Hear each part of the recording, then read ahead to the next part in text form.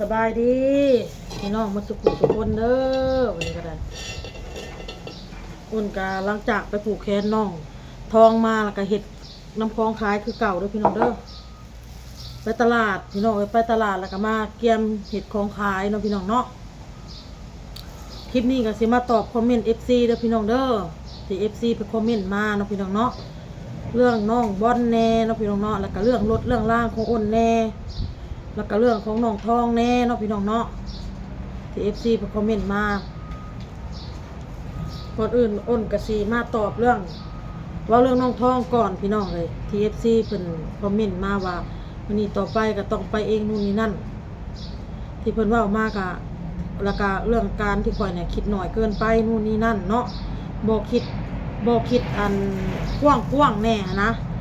แบบข่อยคิดตื้นเพิ่นความหมายของเพิ่นพี่น้องเอ้ย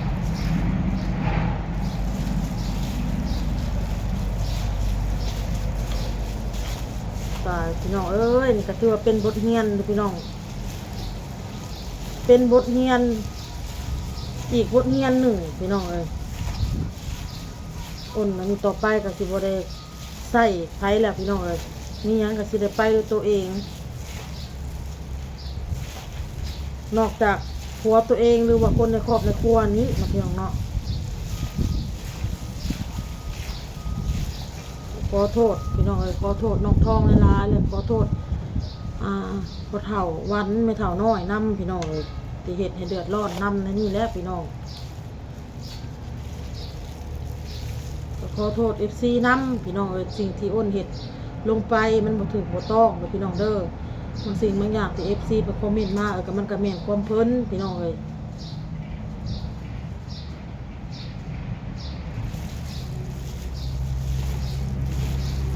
เราก็แม่นความเพิ่นนั่นแหละพี่น้องคนประกอบบ่เพียงนั้นดอกก็คือเนาะขอให้น้องทองเพิ่นหายไวเศร้าไวจะผูกแขนมื้อเช้านี่ก็7 บาทนั่นแหละพี่น้องน้องทองก็ได้7 บาท7แผลเรา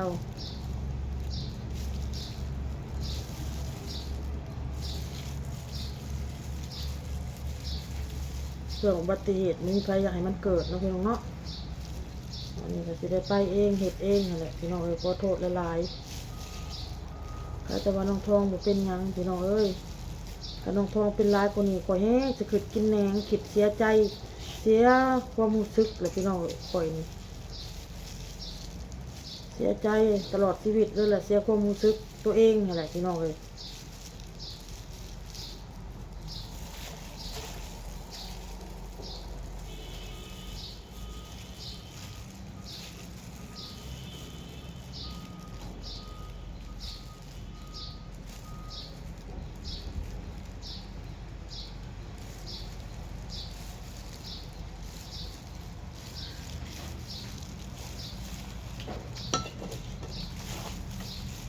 ขนาดก็สิบ่มีแล้วพี่น้องเป็นบทเรียนให้ข่อยแล้วข่อยก็ได้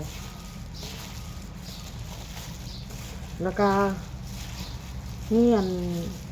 FC กับไปอันเว้าใส่มนต์หั่นนะพี่น้องเว้าใส่ลาวเนาะว่าเป็นน้ำลาวนี่แหละมาด่าข่อยพี่น้องเอ้ยเว้าใส่ข่อยพี่เด้อพี่น้องเด้อตัวมนต์เราบ่ได้มีส่วนเกี่ยวข้องหยังเรื่องที่น้องทองเกิดอุบัติเหตุเด้อพี่น้องเด้อ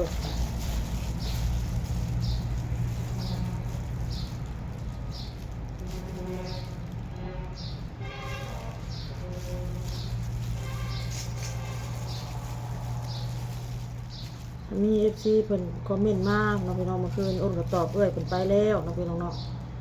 ว่าข่อยน่ะเฮ็ดให้เอ้ยถูกด่าถูก FC ด่าพี่น้องอ้นก็ขอโทษเอ้ยหลายๆน้องพี่น้องเนาะขอโทษเอ้ยมนต์หลายๆเด้อเอ้ยมนต์เด้อจักสิให้เฮ็ดได้พี่น้องเอ้ยคันว่าน้องทองบ่เกิดอุบัติเหตุคลิปอ้นถ่ายอันอื่นถ่ายกินข้าวกับลูกกับเต้าถ่ายน้ำครอบน้ำครัวถ่ายเครื่องข้างเครื่องขายก็ยังมี FC เข้ามาคอมเมนต์เว้านะคันอ้นได้เข้าไปเบิ่งเข้าไปเห็นอ้นก็ลบออกให้เอ้ยพี่น้องเอ้ยลบออกบางทีอ้นก็ยังบ่ทันได้มีเวลาเข้าไปเบิ่งแบบนี้นะมันก็เห็นในคอมเมนต์นะบ่น้องให้แล้วลูกโตนอนเด้อพี่น้องเด้อ แต่ว่าอ้นก็ตอบเอื้อยเพิ่นไปแล้วแต่ว่าเอื้อยเพิ่นก็ลบคอมเมนต์ออกเนาะอ้นก็บ่ฮู้ว่าเป็นหยังเอื้อยเพิ่นคือลบเนาะพี่น้องเนาะ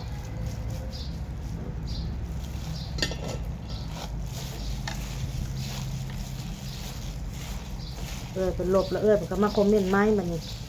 คอมเมนต์ว่าเรื่องรถบัดนี้แต่ว่าสิ่งที่เอื้อยเว้ามันก็แม่นความเอื้อยเนาะมันมีอีกคอมเมนต์นึงที่เพิ่นเอื้อยเพิ่นเว้าข้อยคิดน้อยเกินไปมันหลายเทื่อแล้ว สิ่งที่เอื้อยเพิ่นเว้ากับแม่นความเอื้อยเพิ่นกระทึกเนาะบัดนี้เพิ่นก็ตอบเอื้อยเพิ่นไป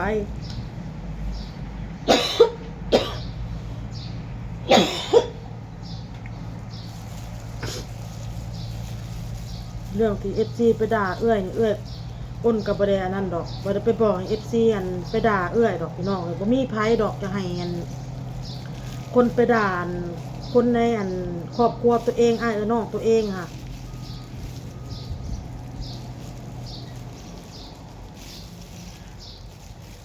ข้อยก็เข้าไปเบิ่งคอมเมนต์แม่น้อย FC ก็ไปเว้าให้เลาเนาะเว้าให้เลาข้อยก็เลยอันเฮ็ดคลิปออกมาเลยข้อยก็บ่ได้อยู่นิ่งว่าซั่นซะหลังจากเห็นแล้วป้าข้อยก็ออกมาเว้าข้อยเองเด้อมาด่าข้อยพี่ข้อยก็เว้าอยู่ในคลิปเนาะแต่ว่าเอื้อยเพิ่นลบแล้วคอมเมนต์เนาะพี่น้องเนาะก็บ่ฮู้ว่าเป็นน้ำหยังเอื้อยเพิ่นคือลบแต่ว่าเพิ่นก็เข้ามาคอมเมนต์ใหม่แล้วเข้าคอมเมนต์เรื่องรถเรื่องล้างเดี๋ยวคอมเมนต์โอนมาเนาะพี่น้องว่าเรื่องรถเป็นมาว่าเรื่องรถต่อเด้อพี่น้องเด้อหลังจากว่าเรื่องน้องทองแล้วพี่น้องเลยก็ถือว่าเป็นบทเรียนกับข่อยอีกบทเรียนหนึ่งเรื่องน้องทองขอให้น้องเป็นให้ดีให้หายให้สว่างให้ไวพี่น้องเลยมันมีแต่สิ่งดีๆแหละน้องทองก็ได้แบบนี้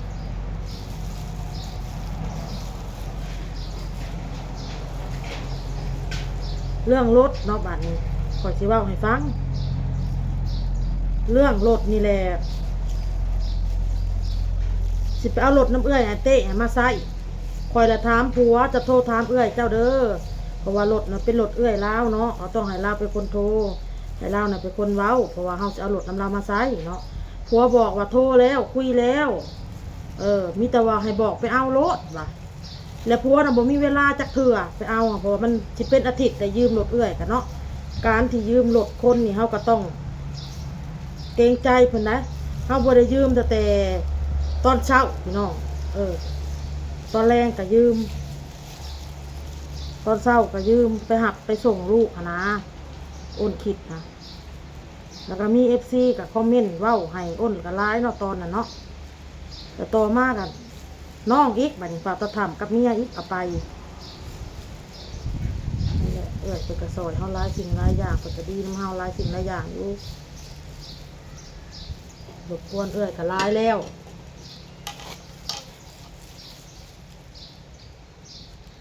อ้นนี่แหละใจฮ้อนแล้วโทรหาอนกเอ้ยเฮาละบ่มีรถไซเฮาละบ่มีรถขี่เฮาเลยจะเพิ่งเจ้านี่พาเฮาไปเอารถน้ำมันเอื้อยผัวเฮาได้บ่อยู่รัก35เพราะเอื้อยบ่เต้น่ะเพิ่นประจำการอยู่พุ่นกับผัวเพิ่นเนาะป้ากับลุงเพิ่นประจำการอยู่รัก35อยู่กุ้งขังพุ่นพี่น้องรัก35แล้วสิเอาออโต้น่ะเข้าไปแล้วพากไว้น้ำยาตอนเรารับให้เรารับซะก่อนแล้วก็สิไปก็อนกก็สิพาไปเราว่าไปก็ไปเอารถนะแต่บ่อยากให้ผัวขาดการหนึ่งมากอะเราก็ขาดได้อยู่บัดหมู่ผัดบ่มีผู้ว่างหมู่กะยังมีแต่ผู้ค่าเวียกนะคอยเลยอยากได้รถน้ำมาใส่คอยนะใจฮ้อนอนกเราโอเคแล้วก็โทรหาป้าคอยเฮาสิเอาบุกออโต้ไปผากไว้น้ำเด้อเฮาสิไปเอารถน้ำป้าว่ะรักษา15มาขี่ว่ะรถคันใดเฮารถเว็บหั่นเด้เฮาบ่มีรถไซเฮาสิเอามาขี่คือบ่เห็นตุกอันเว้าสุฟังคือว่าเห็นโทรมาอยู่เราว่าเนาะเห็นโทรมาคือบ่เห็นเว้าหยังว่ะป้าข่อยเว้าเพราะว่าป้าข่อยมี2คนเด้ก็เรียกว่าไอ้เต้โทรแล้วคำเล่าว่าให้ไปเอาโลดว่ะข่อยล่มกับอันโทรแล้วข่อยล่มแล้วว่ะ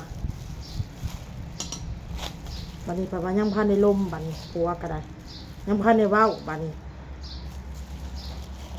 เลยเวลามาสิเป็นอาทิตย์แหละสิฮอดอาทิตย์แหละยืมรถเอื้อยก็ได้แต่ว่ายังพันได้เว้ายังพันได้ลมอยู่อ้าวปัดเว้ากับเฮาว่าโทรแล้วลมแล้วปัดเว้าแนวใดบาดนี้โอนละว่าแนวนี้เนาะบัดนี้แหละโอนละคือโทรหาผัวบัดนี้อ้าวไอ้เต้ใช้ว่ารถนะเจ้าลมกันกับป้าแล้วว่าเจ้าสิเอามาขี่เจ้ายังพันได้โทรลมกับเราบ่ยังข่อยยังพันได้ลมจำนักข่อยยังพันได้โทรยังบ่มีเวลาเพิ่นว่าเอ้าข้าเจ้าคือบอกข่อยซะเจ้าคือเว้าว่าเจ้าโทรแล้วข่อยตัวเจ้าเราว่าในนี้นะก็เลยมันนั่นผ่านเวลามากับสิฮอดอาทิตย์แหละโอนก็เลยลมกับอนกเพราะว่ารถอนกนะเห็นเราประกาศขายเนาะไม่ยังลูกไม่ยังมาแล้วก็แอบ เข้ากัน ทุในลูกทุแน่ ปลาดีปลาด้วย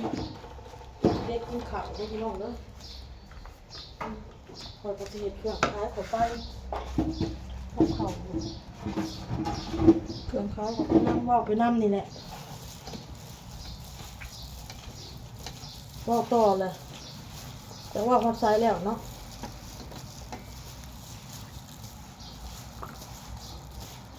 มันนี่คอยเอาได้รถนะเอาหนกมาขี่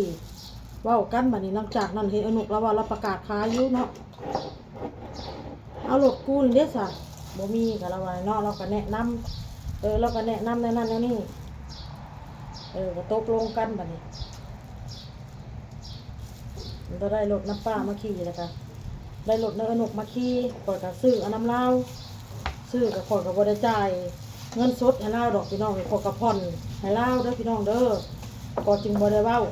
เรื่องนี้ออกมาเรื่องรถเรื่องร่างคันนี้ออกมาตัวน้อยปัด FC ก็สิว่าข่อยน่ะคือเพิ่นเว้าหั่นแหละ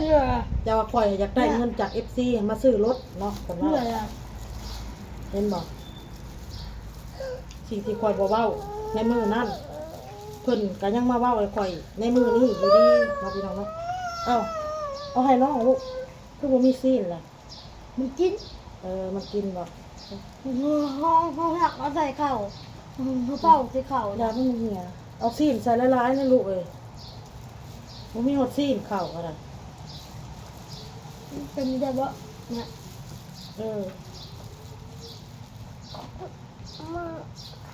คำนี้ไงนี่เนาะคำนี้ไงคำนี้เนาะคำน้อยพูด ข่อยก็เลยผ่อนเอาน้ำเหล้ามาขี่จ่ายให้กูทุกเดือนเอาก็ได้แล้วว่า มันบ่อยากเขามันอยากนี่ แต่ก็ตกลงเนาะสิผ่อนกันนั่นเดือนละเท่าไหร่ก็ตกลงราคาเว้ากันแล้วเรียบร้อย มันก็บอกเลยปะ เพราะว่าข่อยบ่อยากเว้าว่าข่อยไปเอารถเอาลาน้ำมันนกมาใส่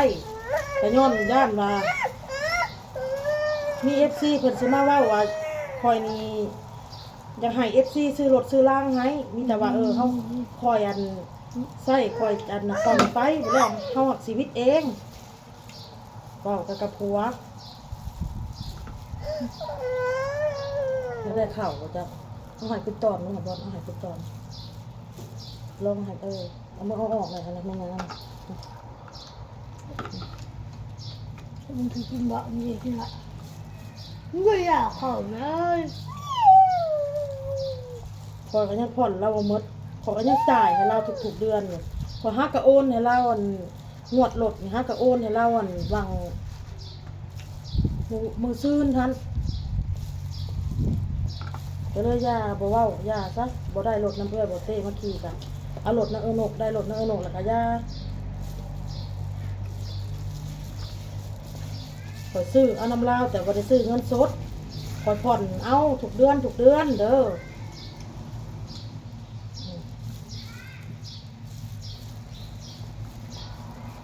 มื้อนี่ก็ยังเป็นหนี้แล้วอยู่ยังติดค่างวดรถแล้วอยู่นกยังบ่ได้หมดฮอดมือฮอดยามมันฮอดเดือนมันแล้วก็หมูเอ้ยฮอดแล้วเด้อโอน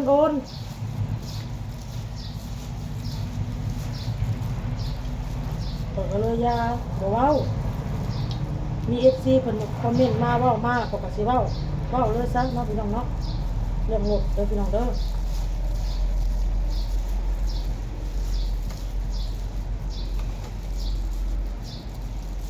รถคันนี้กะ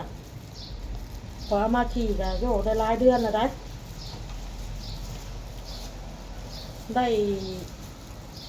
ว่าแม่น6 เดือน7 เดือนแล้วบอกผ่อนมานี่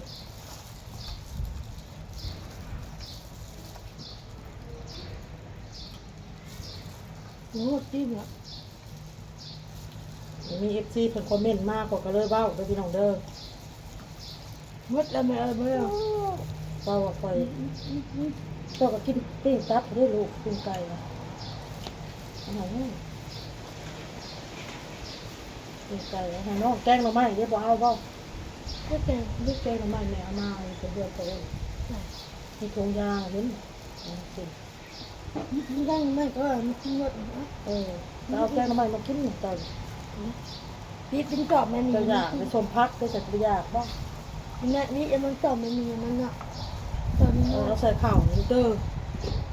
มันเลยอยาก เต็ม มันเลยอยากกินข้าวอันนี้ สดเต็มแล้วมันอยากแบบเพื่อนแบบ มันเลยอยากมันเลยกินอะไรมันอยากกินมันอยากกินจับเป็นจอตอนเมื่อที่มาเคยมาใส่อ่ะ ไปแม่ลูกไปเอามากินโลดค่ะ แล้วแบบเป็นช่วงล่างบ่ ตรงยาง มันที่ เรื่องโลดปล่อยมาตอบเลยเด้อพี่น้องเด้อเรื่องโลดเรื่องล่างมัน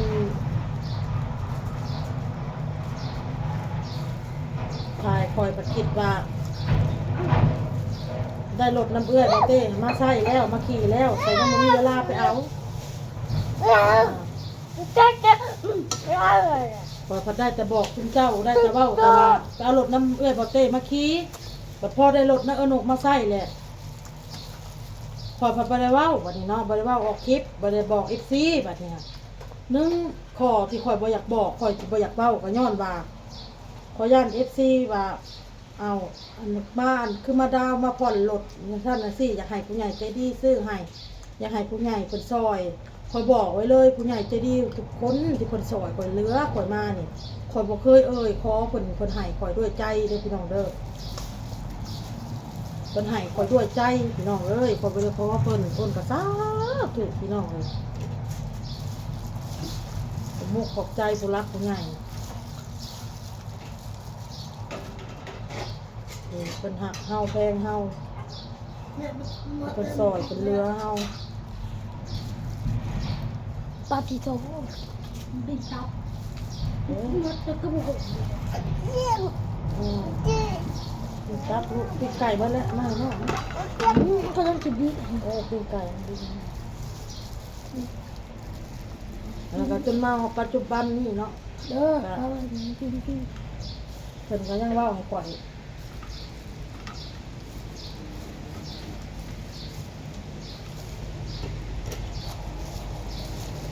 หักเว้าหักบ่ได้สั่งเฮาบ่ได้เกลียดเฮาเว้า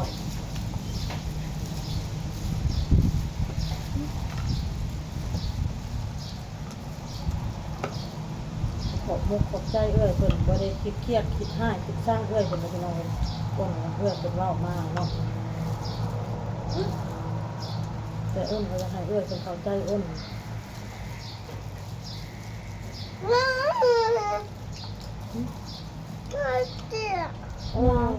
อย่ามัน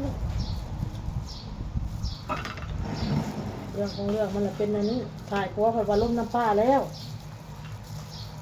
แต่เนี่ยสิไปเอาเพราะว่ายังบ่ได้เว้ายังบ่ได้ล้มกระยายังพันได้เว้าได้ล้มแล้วกระยาแต่มาเพื่อเว้าเพื่อล้มกันอีก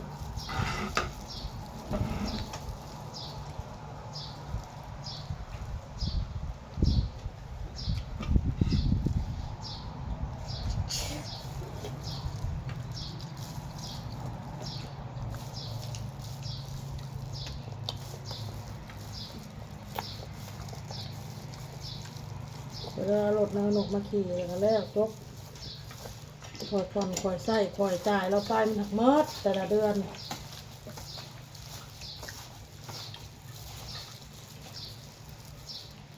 อันนี้ต่อมาเนาะบัดนี้เรื่องของน้องบอลบัดนี้เรื่องการทำการเรียนของเราคอยบอกแล้วว่าครูน้องบอลน่ะเราบ่ได้มาโรงเรียนครูน้องบอลเราบ่ได้มาสอนครูน้องบอลเราบ่สบายครูน้องบอลน่ะเราเป็นไข้ ตอนที่เราบ่ได้มาแล้วแม่นหญ้าเราก็บ่สบายหญ้าเราเข้าโรงหมอ อุ๊ยเนาะ หญ้าของอันครูน้องบอลเราบ่สบายเข้าโรงหมอแล้วเราน่ะไปเผาแล้วเราเลยบ่ได้มาสอนต่อมาเราก็บ่สบายเราน่ะไข้เจ็บหัว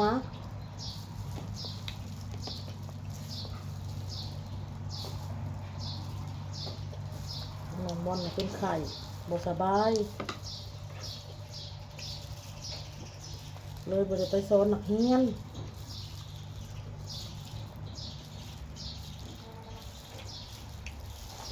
ปล่อยไปครอบแล้วก็ครอบแล้วน้องบอลบ่ได้ไปโรงเรียนบ่มีรถเพข่อยบอกเราก็เลยว่าบ่เป็นหยังข่อยก็ไข้ข่อยก็บ่สบายข่อยก็บ่ได้ไปสอนน้องบอลค่ะทิศหน้านี่มีเซ็งทิศหน้านี่จึงมาก็ได้แล้วว่าโทรศัพท์เครื่องหน้ากาสายสากน้องออโต้เฮ็ดอันนั้นแหละพี่น้องเอ้ยมันนั่นเปิดบ่ขึ้นเลยมันต้องไปซื้อสายสากอีกอยากให้เบิ่งแซดกันกับครูน้องบอลนี่นะที่โอนแซดกับครูน้องบอลนี้ จะห้องมันจังไงบ้างนะพี่ เพิ่นบอกว่าทิศหน้าจึงมาก็ได้เพิ่นว่าฮะเพราะว่าทิศหน้านี่มีเซ็งทิศหน้านี่ต้องไปต้องตั้งใจเรียนเซ็งบ่น้องบอลก็เว้าอยู่ไปโรงเรียนกับครูบ่ได้มาน้องบอลละเว้าค่ะเพราะว่าครูค่ะบ่ได้กวดคะแนนให้ค่ะถึงแล้วเพิ่นว่าก็คันไปก็สิมีครูสอนอยู่ก็สิเป็นครูห้องป .1 บ่ลูกครู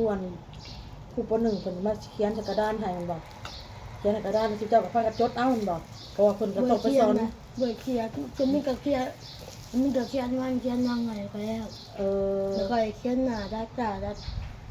แล้ว มีแต่เขียนในบทเรียนในพึ่มหันต่อมาใส่กายออกมามันบอก นี่ไปบน เพราะว่าเพิ่นก็ต้องไปสอนนั่นห้องเพิ่นเด้พี่น้อง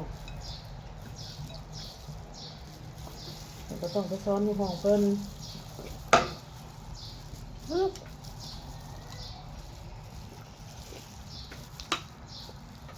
ก็โทรเว่ากับครูแล้วอันนี้ก็ได้พี่น้องเอ้ยถ้าบ่เฮ็ดหยังผิดต่อ FC ก็ถึกมุกถึกใจเรื่องลูกเรื่องเต้านี่ขอโทษหลายๆเด้อพี่น้องเด้อคันว่ายืมพี่ยืมน้องมันก็ได้อยู่พี่น้องเลยแต่ว่าเฮานี่แหละเฮายืมตอนเช้าเฮาไปส่งเฮามาตอนแรงอีกเฮาไปหับเฮาไปส่งอีกตอนเช้าเฮาไปหับไปส่งเนาะมาอันนี้เฮายืมไปอีกตอนแรงไปหับมาอีกกลับมาอีกมันขอมัน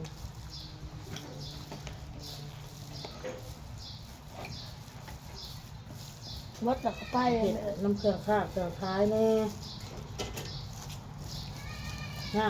ลูกแน่บัดนี้เอา โต โต๊ะ เด้อ เลยว่าย่าชูคนกับบ่ได้มาโรงเรียนบ่สบายก็เลยว่าเอ้าให้ถ้าว่ารถมันแล้วทันแล้วในทิศนี้น่ะคือสิบ่แล้วมื้อนี้ก็วันประหัสเด้พอดีทิศหน้ามีเสียงทิศหน้าจะให้เพิ่นไปให้ยังน่ะอุ๊ยน้องเอาไปเมียนเด้ออุ๊ยย่านมากินข้าวไว้ เขาหมดเรามีคงกินไม่เอาคงกิน เด้อ โดน ปิ้ง จั ตั บบ อันนี้เลยจ้ะปิ้งตับดูเราบ่สบายบนก็เลยบ่ได้มาสอนเพื่อนคนก็ได้บอกได้ครอบคนแล้วขอโทษนำเวลาเด้ออ้นก็มีความจำเป็นเนาะบ่แม่นว่าเฮาบ่มีความจำเป็น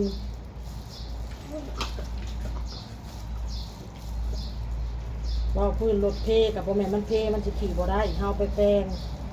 มันเพมันก็ยังสิขี่ได้อยู่แต่ว่าเพิ่นยังแปลงบ่แล้วเนาะรถนะถ้าเพิ่นแปลงแล้วเฮาก็ไปเอามาขี่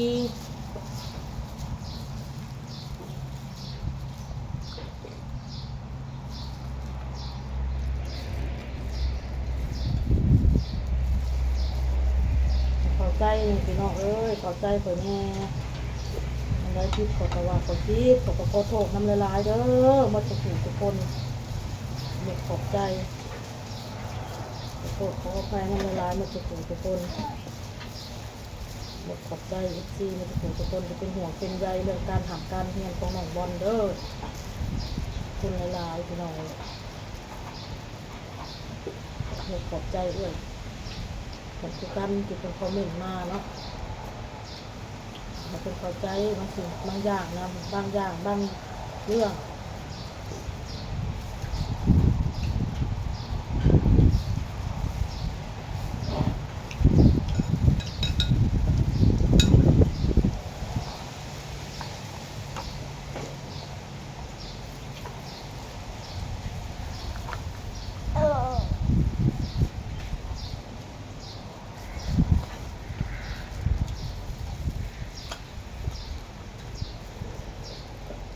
เออ เจ็บคลิปนี้ก็สิเงาเลยได้หนีเงาเลยหนีสิเงาเกินได้หนีคลิปเอาไปเลยพี่น้องเอ้ยพ่อก็คลิปหนาเด้อพี่น้องเด้อ